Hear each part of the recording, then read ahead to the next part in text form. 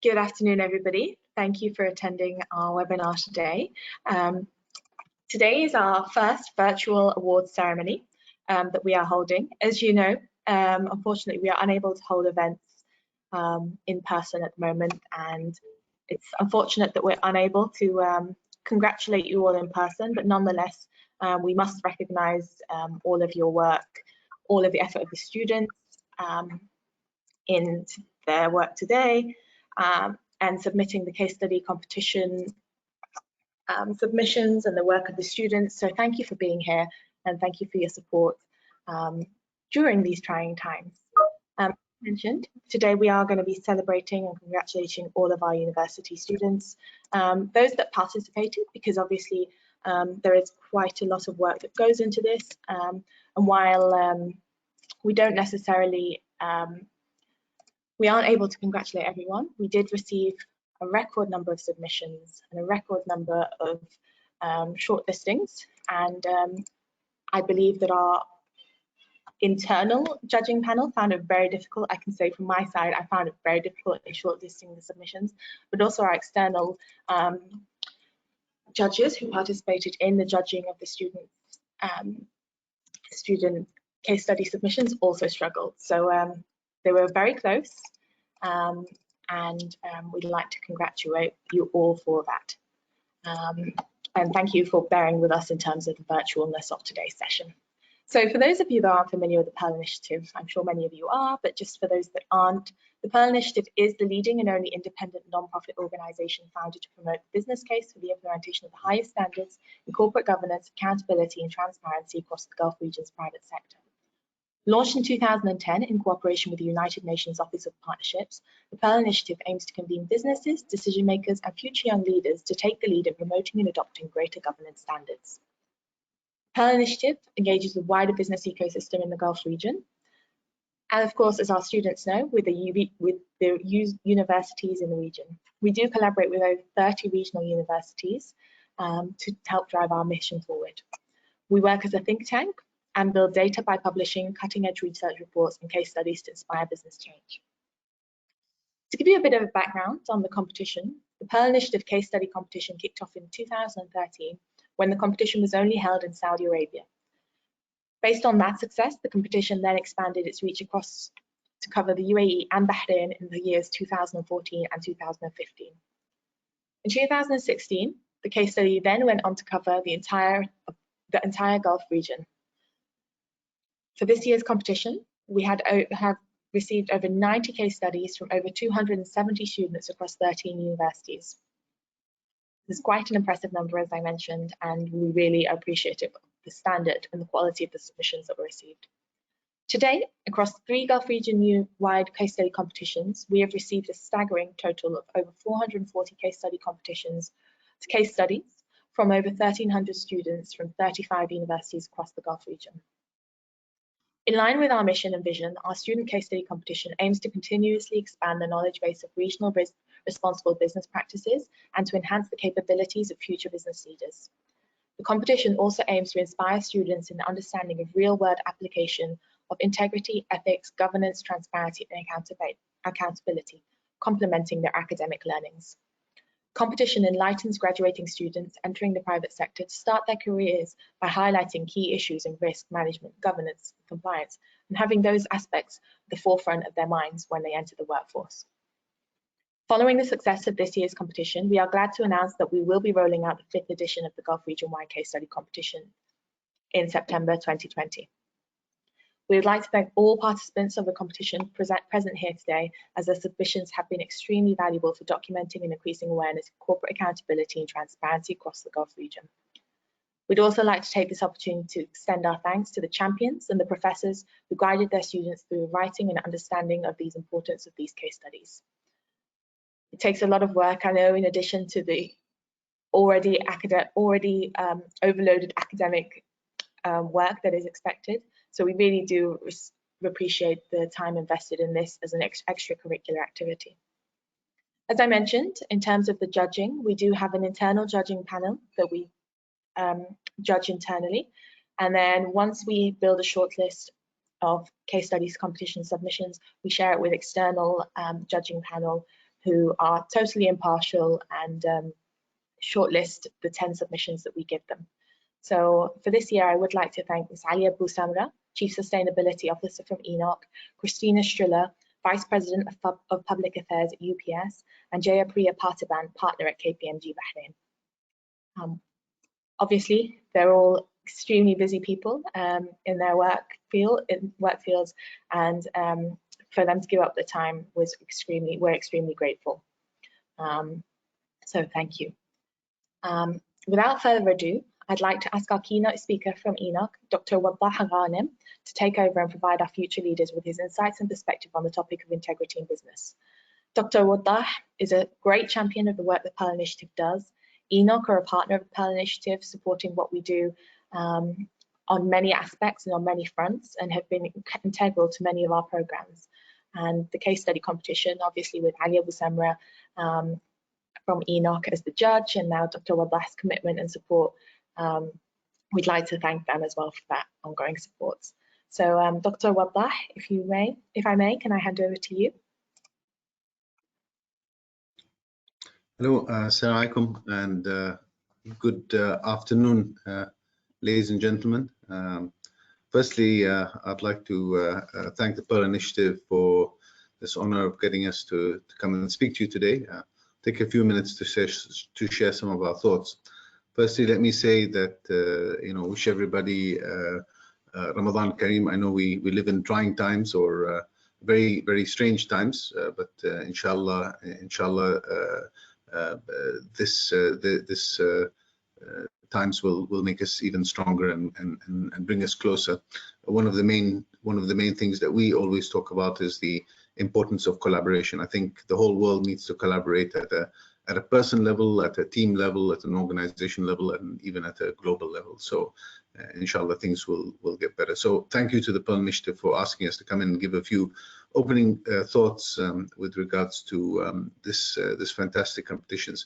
And firstly, I'd like to also congratulate all those who participated in the initiative, because it's the numbers that Yasmin just spoke about with so many case studies, with about 35 competing universities, and this is a lot of work, and so congratulations on that commitment, because it's extremely important. And I think that the Pearl Initiative plays a very important role by creating the foundations and the basis for an ethical business, because businesses are there to add value. So let me share some thoughts on why businesses exist. So businesses, regardless if they're a for-profit organization, a not-for-profit organization, or a non-profit organization, they are all there to serve society in one way or another. But that is the thing that is common between all of them, so that they add societal value. And if they are to add societal value, so regardless of what organization you work for, at the end of the day, the basis of that should be the ethical organization. Ethical organization means ethical leaders, ethical staff, and ethics in the whole supply chain of a business. That's why we found that in the last at least 20-30 years, there's been a lot of more emphasis on looking at supply chains and trying to help supply chains operate more effectively and with better business ethics. But there is a difference between ethics and business ethics and the code of conduct. So in organizations, you have ethical leaders.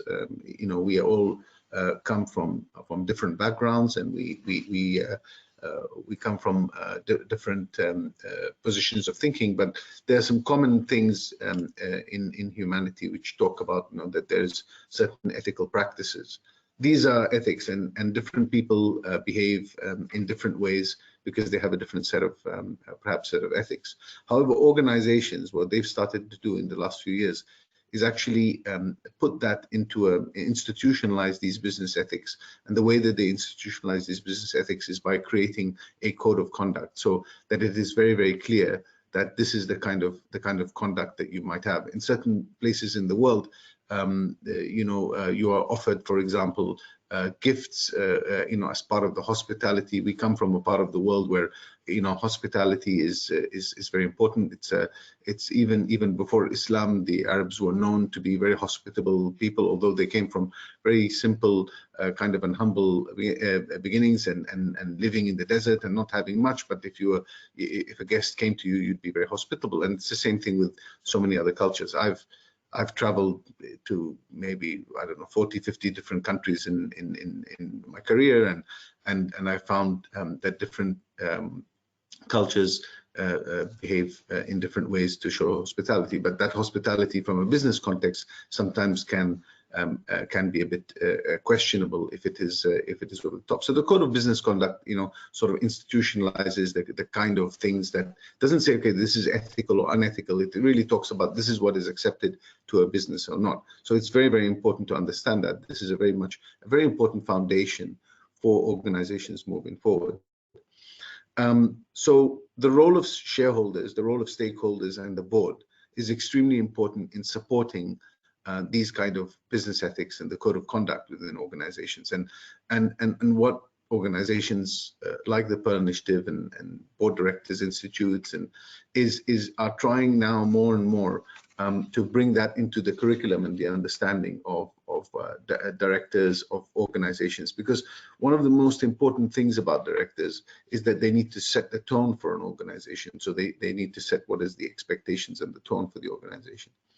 So as such, what happens is that, and in fact, if we look at the latest codes of practice which are coming up around the world, for example, the combined code in the UK, the latest one, which was published in January 2019, I believe, spoke about the board also being very much responsible for setting the culture within the organization and measuring that culture, which is the first time that this has started to come about as a requirement and an expectation within organizations. So it's very, very interesting, because now the role of directors is also transforming to becoming more the stewards for different types of values, and code of business ethics is one of those things. So business integrity is linked to things like transparency, values, and the creation of long-term value, and obviously sustainability. So sustainability, and there's been a lot of discussions. I was on a webinar yesterday talking about what's the future, what's the post-COVID-19 world, and is there going to be the investment into sustainability, is people's health and safety. I've worked for more than 25 years in the field of health and safety, which has now come to the forefront, obviously because of this pandemic. So the provision for the right kind of and the attraction of the right kind of investment opportunities in the near and medium and long term is going to become very, very critical. So and investors are going to want to make sure that they're investing into more sustainable and long-term value.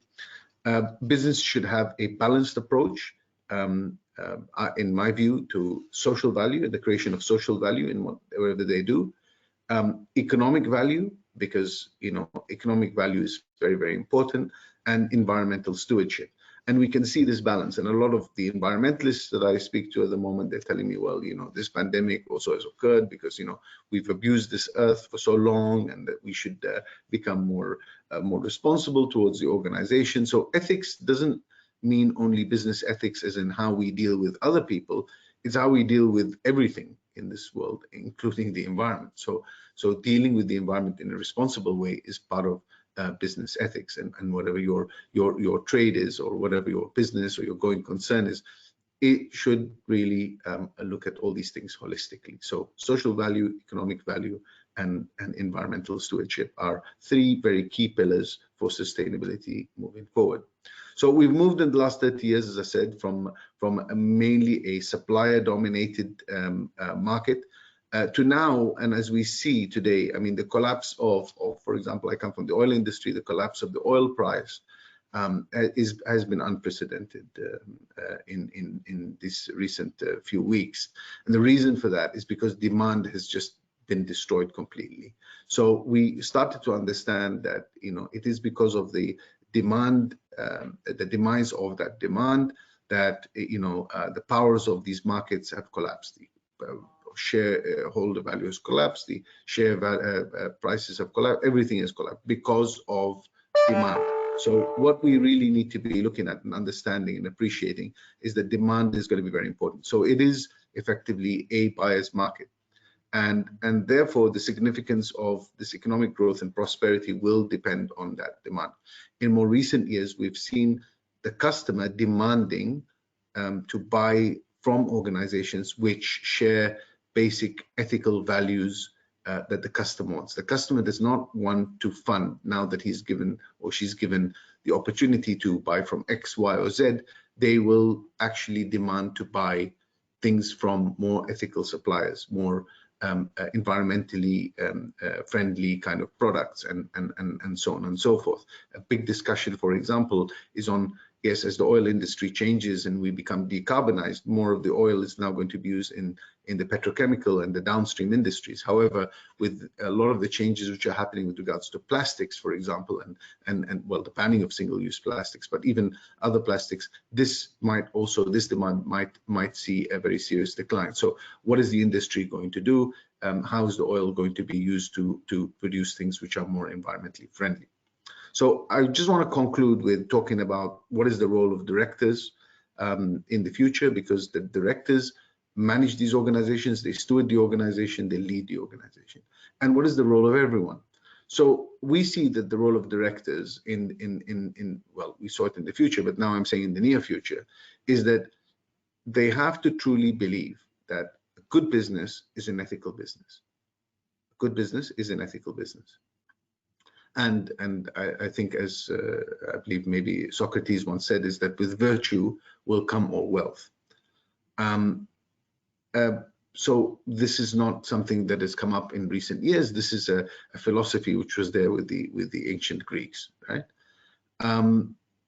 We have to understand that the board has to steward that culture, has to create that right kind of culture within the organization. They have to make sure that that culture is there. They have to, sort of measure how that culture is working. So we are going really beyond compliance to becoming more proactive, to becoming more stewards of the organization.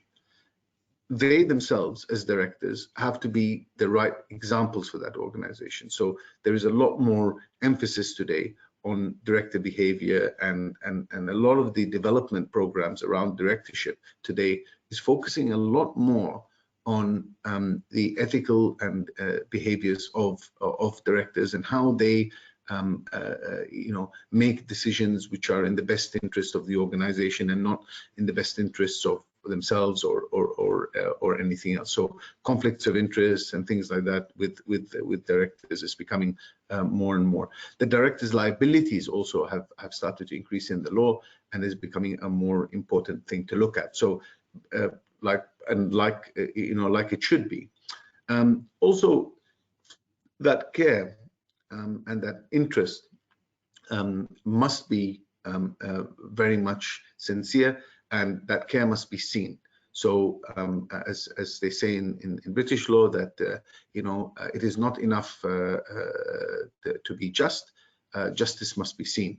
So they have to really demonstrate that kind of justice. So the ethical organization needs to be something with very much the pronounced values of an organization. They must insist on really the effort, and they should be responsible for making sure that effort, that is, this culture produces, and provides for that prevention of fraud, corruption within the organization, and any types of unethical business. So they are the stewards, they are the owners, they're the ones who are responsible and accountable ultimately. They need to not only set the tone and sit back, no, they need to set the tone and make sure that is the case within the organization, because that is to ensure that there is sustainable value to that organization. That is the responsibility that they have to that business, to the shareholders, and to the stakeholders at large. So finally, what is the role of everyone within the organization? Is to inspire trust and transparency. Everyone needs to believe and live those values in order to inspire that kind of trust and transparency within an organization. Because if everyone actually works together and believes that you know, an ethical business is good business, then the business does flourish and actually is an ethical business. And this is not, you know, we always say about holding each other accountable, but, you know, supporting each other and making sure and collaborating with each other, with each other. You know, I'm reminded of a verse in the Quran of Surah Al-Asr, where it says, those who basically are counsel to each other and are patient and collaborate on trust and on counseling each other to do good and be patient with each other. Also, the environmental matters are very, very important within an organization, and all of us, you know, as what we practice in our daily lives should be something that is not only done in the office. So if I don't use, you know, single-use plastics in the office, that should be something that we also do at home. We should practice that with our families, and we should practice that because we are environment. You know, we are beings, and we should help the whole environment as we work forward. So conduct yourself in an ethical manner, where you can work with everybody and inspire those within the supply chain as well. The code of ethics must be lived rather than just adhered to in spirit. So whilst a code of ethics may be pronounced, and there's certain guidelines which are issued from an organization to ensure that there is no ambiguity on what is allowed and what is not allowed, the code of ethics, as far as I am concerned, or the code of conducts, which you sign off on for most organizations, they have a good, you know, sort of code of conduct, which you sign off as an employee, is something that you sign and you're responsible and you're legally bound to. But at the end of the day, it's what we adhere to in spirit rather than whatever we just sign off on in terms of a code. So that was just a few thoughts that I wanted to share with you. I don't want to take any more of your time. Once again, I would love to just congratulate all of you who have participated, regardless of you know, who won. I think that there is no real losers. Maybe there's some certain case studies which are more effective and better than others. Everybody who participated, I feel, has won because they've learned something. We've learned something in the last few weeks about being in a lockdown and sitting at home. Many of us, and I've spoken to a lot of colleagues, they have, alhamdulillah, expended a lot of their time on learning. People have gone back to reading books and getting involved in webinars and stuff like that. So it's a fantastic time. Continue learning. Life is all about learning. You learn from the day you are born to the day that your life ends. So to lifelong learning. And once again, I just want to thank the Pearl Initiative, congratulate you all, and wish you all Ramadan Kareem. Thank you very much. Assalamu alaikum. Thank you so much, Dr. Waddah. Thank you for your insights and imparting your knowledge, expertise, and I mean everything there. Thank you. I'm feeling inspired, so I hope the rest of the students take on board what you've mentioned. I think it's particularly a difficult time for students in this uncertain time, particularly those that are potentially graduating this year. So thank you for that. I think that was quite uplifting and really valuable for them. So now moving on to the award ceremony. Before we congratulate the top 10 winners, as Dr. Waddah highlighted, there aren't any real losers to this competition. Just by participating, I think the value is immense and invaluable for everybody participating. So I would like to thank a few people before we move on to awarding the winners. I can't mention everybody, unfortunately, due to a time constraint, but I'd like to just give a mention to these few people. So from the UAE, I would like to thank the following faculty champions and universities for their participation, which obviously without the support, the students would be unable to submit their case studies and work on these extracurricular activities. So from UAE, I would like to thank Dr. Nicolina from the American University of the Emirates, Dr. Rashid and Dr. Shahid from the Higher Colleges of Technology, Dubai, Dr. Ben and Dr. Tariq from Higher Colleges of Technology, Ras Al Khaimah, And finally, Dr. Flevi Lasrado from the University of Wollongong. Thank you all for your support. From Saudi Arabia, I would like to thank Dr. Muhammad Ammani from Dar al-Hikmah University, Dr. Zahra Al-Nasser from Dar al-Ulum University, Dr. Khalid and Dr. Huda from Imam Abdul Rahman bin Faisal University, and finally, Dr. Mubin Fatma from Prince Sultan University. From Oman, I would like to thank Dr. Stephen from Muscat College and Professor Zain from Sultan Qaboos University. Finally, from Bahrain, I would like to thank Dr. Gagan from Ahliya University and Dr. Nagla from the University of Bahrain. Thank you all for all your support. While on this occasion, the case study submitted did not make it to the top 10, there is no doubt the participation in the competition and exposure of the students to practical business application will prove invaluable in their future careers. Now, the moment we've all been waiting for, we'd like to proceed with the top 10 case studies of the Gulf region-wide student case study competition. The top 10 case studies, as I mentioned, were rigorously scored and ranked through several rounds of review and internal scoring, and then sent to our judging panel, who represented, as I mentioned, ENOC, UPS, and KPMG for their final review and ranking. So I'm going to start in descending order. So in 9th place, we have the students of Sultan Qaboos University on their case study on ethical labour practices at Occidental of Oman, written by Dina, Juhaina and Amal, with the support of their faculty champion, Dr. James Rajashakar. Well done. In 8th place, we have a case study on ethical labour practices at Oman Aluminium Rolling Company, written by Munira and Noura, students of Sultan Qaboos University, with support of their faculty champion, Dr. Alexandra Bashkirov. Thank you. In 7th place, once again, a big congratulations to Dr. James Rajashakar and his students of Sultan Qaboos University. Saad, Sultan and Ibrahim on their case study of anti-corruption policies at ORPIC. I'm seeing quite a few names recurring, so well done. Prince Sultan University have made it to the 6th place in this year's competition on their ethical labour practices case study on Al-Mara'i, written by Reema, Ghania and Saliha, supported by their faculty champion, Dr. Radha Bujlil. I know this is not a typical award ceremony in the sense that we can't bring you up and congratulate you all or award you a certificate. We'll try and make up for that at a later stage. But in the meantime, we've tried to add a bit of some interaction to this. So here are a few testimonials from our 8th place winners, students from Sultan Qaboos University, and our 6th place winners from Prince Sultan University. Hi everyone, I'm Munira Al-Bulushi from Sultanate of Oman, student at Sultan Qaboos University. I'm very happy to win such a competition and it's an honor to share my happiness with you all. This case study was not easy as I faced some challenges like there was conflict between my study and time of interviews.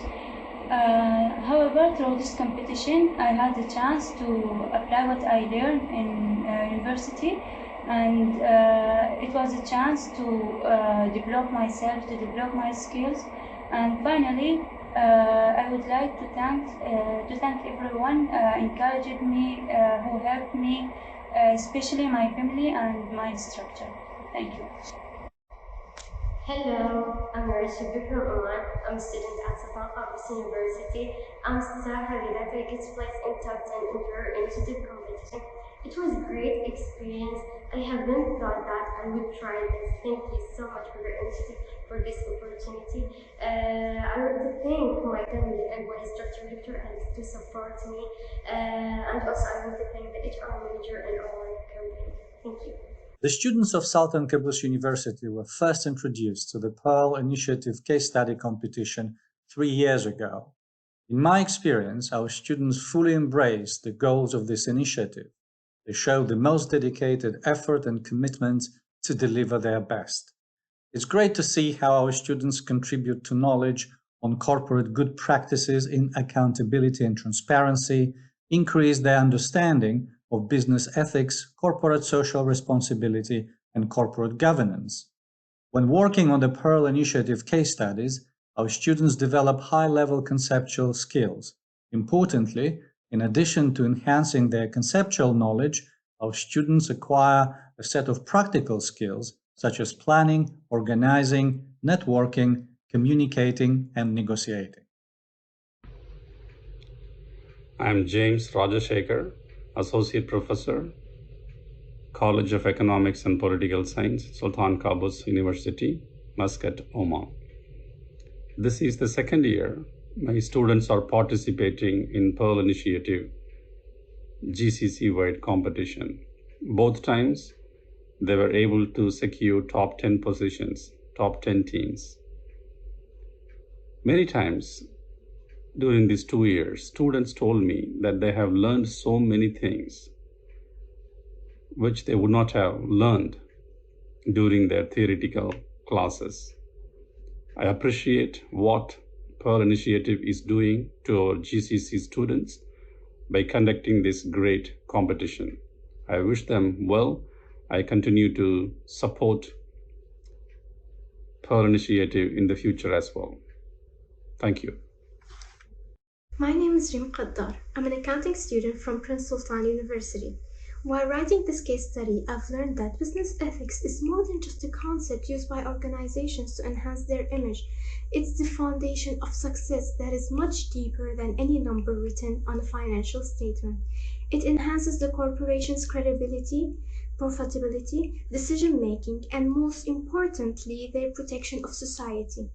I'm very grateful and excited about being one of the top 10 case studies in this competition. And I would like to extend my thanks to everyone who made this possible, especially our mentor, Dr. Qaddar, who continuously helped and supported us throughout this whole journey.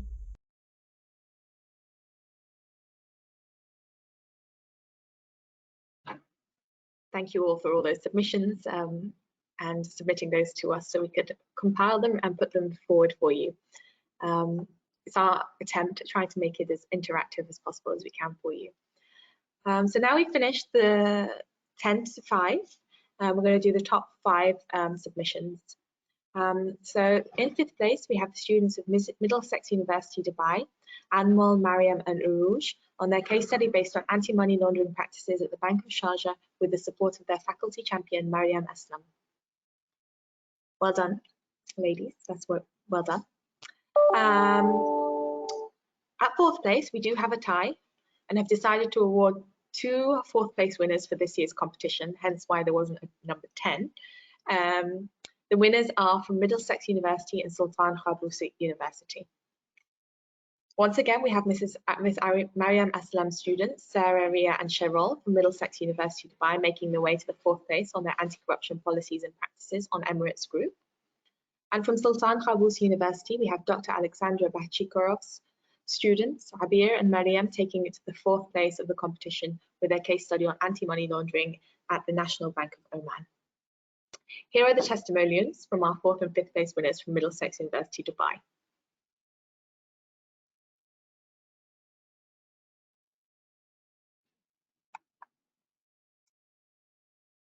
Hello, I'm Sarah and I'm a 3rd-year undergrad student at Middlesex University.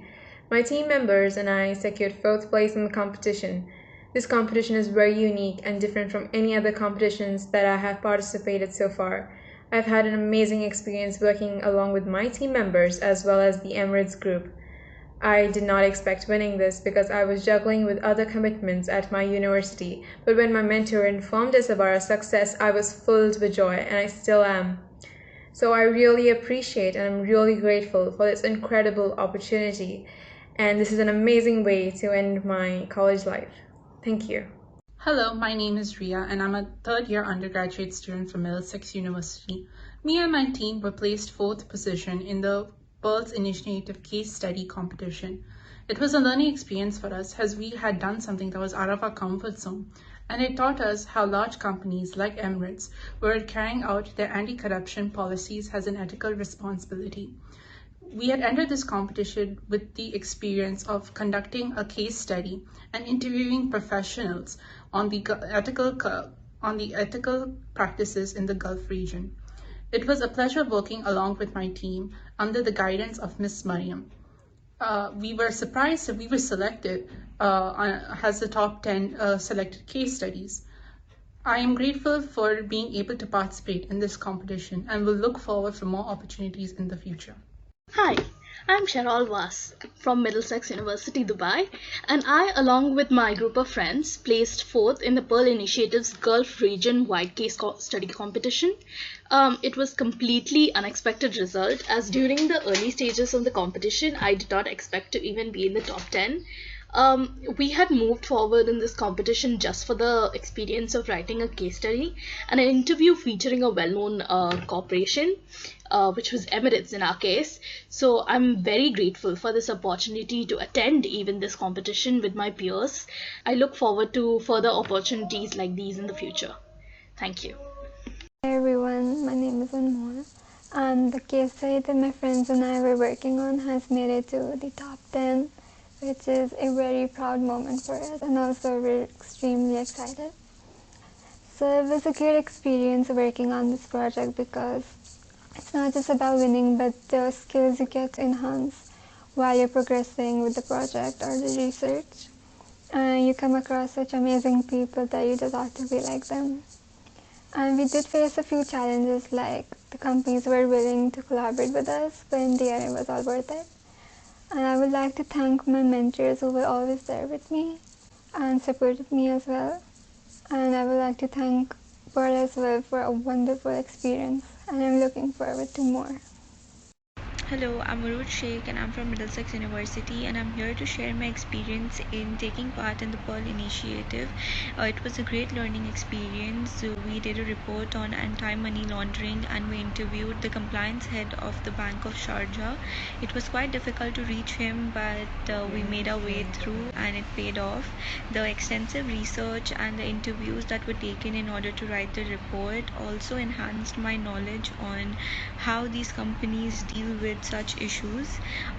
Being selected in the top 10 of this competition is a great achievement, and it was all worth it, and our hard work paid off. Thank you so much.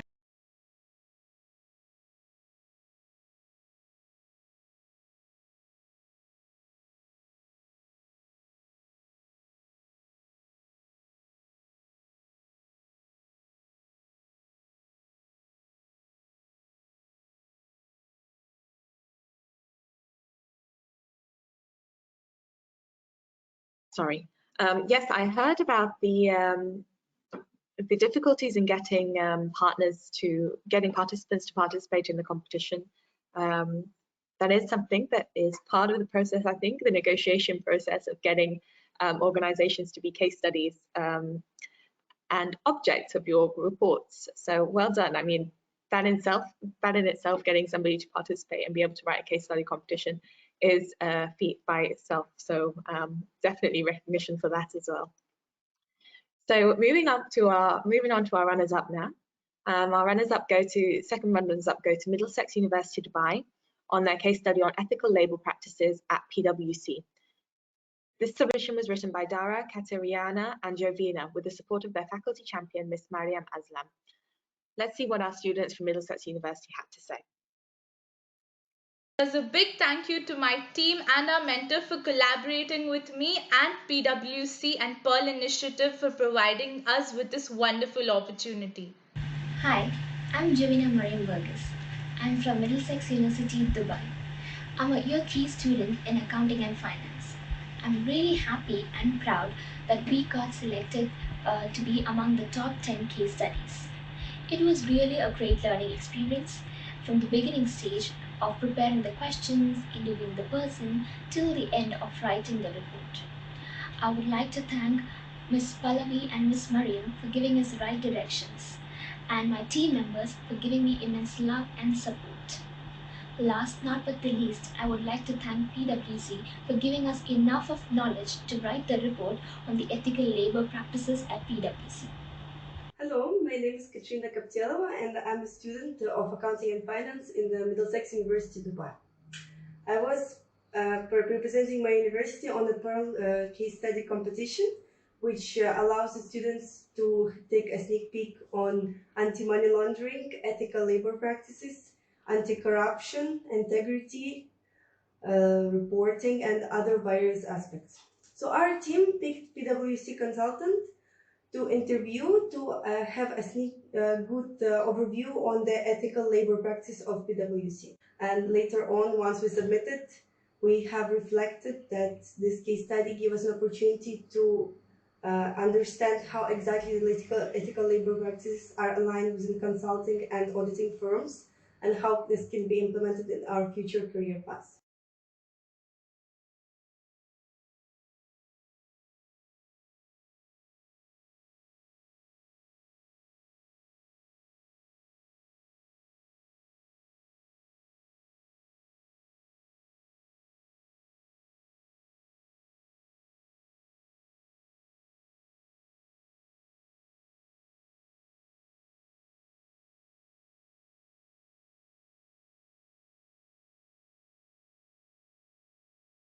Sorry.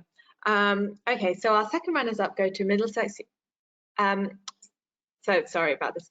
So the second runners-up for the competition goes to Rania and Mishal from Higher Colleges of Technology on their ethical labour practices case study at Do Telecom that was submitted with the support of their faculty champion, Dr. Bistra Bukhareva. Let's hear what our faculty champions from High Colleges of Technology talking about their experiences in participating in the competition.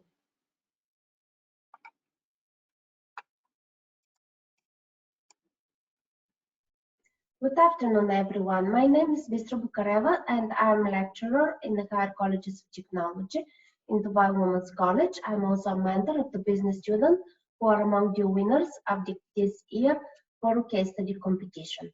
We, the management faculty and the students at Dubai Women's College, are constantly seeking opportunities for our students to engage with industry and develop their skill set. As a result of these efforts, Dubai Women's College found common grounds with the Pearl Case Study Initiative, which has been going on for the past few years. We seek to develop our students in a few main areas, including entrepreneurial mindset, industry experience, leadership drive, and contribution to the UAE. Over the past few months, my students have been taken an active role in participating in the case study competition, which they have found to be extremely exciting, but also to provide them with the skills that are required in the 21st century and by the business industry in UAE. Together with Pearl Initiative, we provide all of those to our students in a manner that is highly competitive. This means that our students are employable, but also able to set up their own entrepreneurial startups upon graduation. A big thank you to the HCT, Dubai Women's College, and the Business Division Management for their continued support and encouragement of our students for achieving greater success. Thank you. Good morning. I'm Dr. Hernani, and I am the Program Coordinator for Human Resource Management from Dubai Women's College. I would like to take this opportunity to congratulate two of our students, Michelle and Renea, for receiving the second place award in the Pearl Initiative Gulf Region-wide Case Study Competition as part of its Anti-Corruption Best Practices Program. Of course, hats off to Ms. Bistra Bukhareva for steering the minds of our human resource management students in this prestigious competition. I know too well that Ms. Bistra, being one of our senior HR faculty members, would often bring in similar recognition to Higher College of Technology. Continue the good deed. My congratulations to you, Bistra.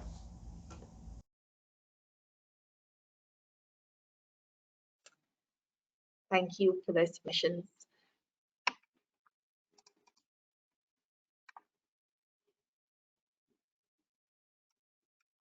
Thank you for those submissions. Okay, well, we've done our top 9. There's obviously one more announcement to announce, and it's the winner. It gives us great pleasure to announce the winner of the Gulf Region-wide Case Study Competition for the year 2019. And the winner is Middlesex University Dubai on the anti-money laundering case study at Rack Bank, written by Sumaya, Ishita and Harshi, with support of their winning faculty champion, Miss Mariam Aslam.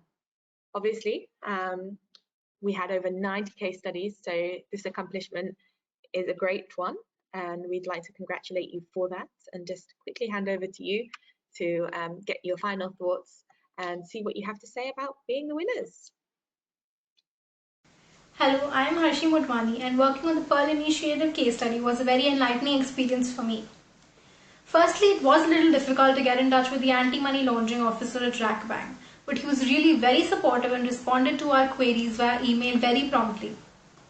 The case study helped us understand the importance of anti-money laundering and counter-terrorist financing policies for organizations, especially for financial institutions, as they are exposed and can easily be abused by money laundering offences if proper policies and procedures are not put in place to detect and report suspicious activities. RAC Bank is one such financial institution that ensures adherence to these policies. I hope our report did justice in conveying the commitment of RAC Bank to its values. Seeing our name featured in the top 10 case studies, I was really very happy. It was just unbelievable. So thank you so much for providing us with this opportunity. Thank you. The hard-earned joys are the sweetest. Good morning, everyone. I hope you're staying safe and using a quarantine period effectively. I would like to thank the Pearl Initiative and the Middlesex University professors for giving us such a fantastic opportunity. The experience has been spectacular. We had to do a case study on ethics and integrity practices. There were many interesting topics to choose from, including anti-corruption policies, ethical labor practices, anti-money laundering, and third-party due diligence. We learned more about anti-money laundering practices initiated by RAC Bank, which is one of the top 10 banks in the UAE, providing a wide range of banking products and services to individuals and businesses. We got in touch with one of the seniors of RAC Bank and interviewed him through a series of emails. A great response and support were given, after which we prepared our analysis. After the results came out, we were thrilled with our success. It was a fantabulous journey, and I look forward to many more. Thank you. My name is Soumya Raghavan, and I'm currently a second-year student at the Middlesex University, Dubai. When we came to know about the competition, I was extremely excited to take part in it, owing to the importance of good governance practices as well as the prestige associated with the Pearl Initiative. Our team chose to write about the anti-money laundering practices at RAC Bank, as we were aware of the importance of such policies specifically for a bank. The officer at RAC Bank was kind enough to answer our questions. This process of collecting the primary data and the secondary data and writing a case study based on it definitely sharpened my research skills, and the experience was intellectually stimulating. When we were informed that we were the first amongst 90 submissions in the Gulf region, we were extremely happy. Having said that, I would like to thank my mentor, Ms. Mariam Aslam, for supporting and guiding me through this journey, and Ms. Pallavi Kishore for providing me with this opportunity. I am more than elated that I could represent my university at such a platform. Thank you. Hello everyone, my name is Mariam Aslam and I'm a lecturer at Middlesex University, Dubai. I was the faculty champion for all the 6 teams that participated in this year's case study competition held by Pearl Initiative. It was a great learning experience for all my students. The 4 themes on which the students were supposed to write their case study, those 4 themes were very interesting, and the fact that the students had to interview high-profile executives from different companies, from the companies that they wrote their case studies on. This gave them exposure to the real world. This made them see things from a different perspective. It was a good learning experience in addition to the concepts that they learned in class, and the students were able to see what it is like to step into the real world once they have graduated. So I would like to thank Pearl Initiative on behalf of Middlesex University for giving us this wonderful opportunity, and I hope such competitions also take place in the future, and I'm sure my students will show the same enthusiasm and passion, and the learning will be great as well. Thank you.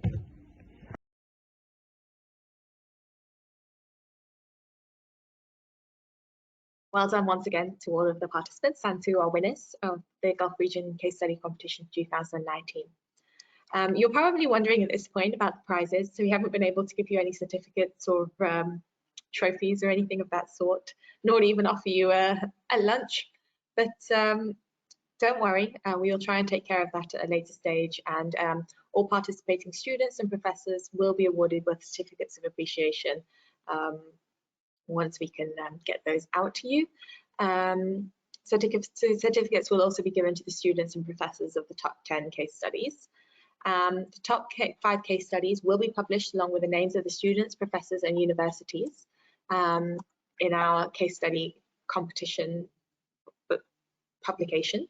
For those, can I just stress that we need to get the approvals of the organisations that you will have covered and done the case studies on. So Sanjay from the team will be reaching out to you. If you could support in coordinating with the contacts that you've been in touch with, so we can just get the sign-offs as a final approval step, that would be great. Thank you. Also, the students and professors of the top 3 case studies will be awarded trophies, and we will get those out for you once we're able to.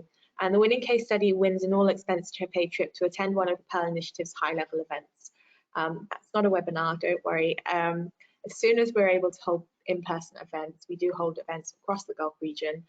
We do have a forum that we hold in Riyadh with Saudi Aramco. That's quite a big forum, and we have events all over the Gulf region that we would love to host our winners at. So once things are back on track with events and we can hold those in person, we will coordinate with you for that. So thank you all for your patience in that regard.